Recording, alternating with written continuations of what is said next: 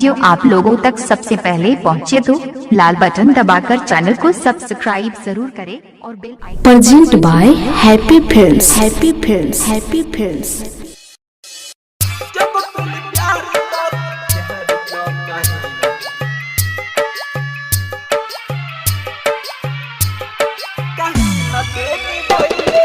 DJ Kanchan Raj Hajipur Vaishali. Present by happy Films. Happy films.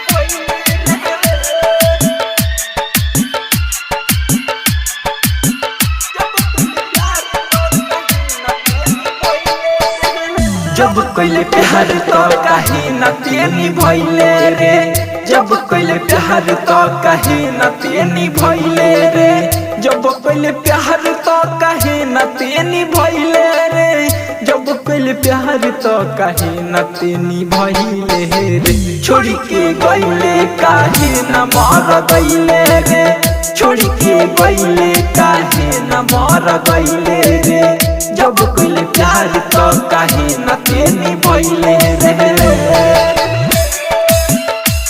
Present by happy Films. Happy Films. Happy films.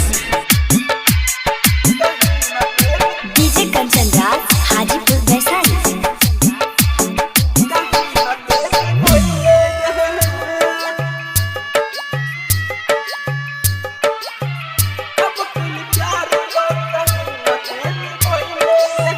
गइले बदल फिर देखब ना पलट के, हमारा ला फिर कबो अइहे ना लौट के, हमारा ला फिर कबो अइहे ना लौट के।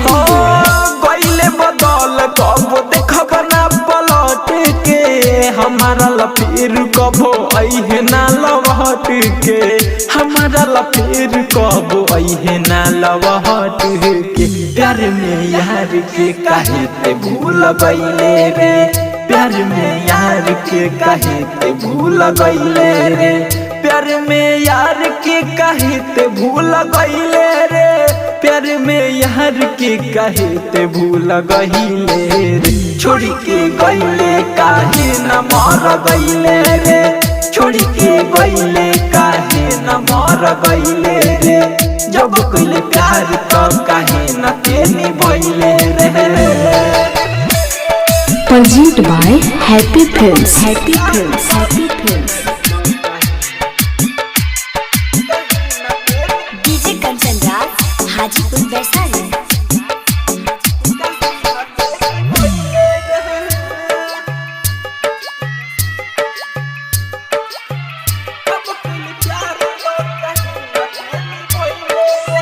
दिल मोरा टूटल साथ बाटे छूटल रे, राइटर रहिया के भरोसा बा टूटल रे, राइटर रहिया के भरोसा बा टूटल।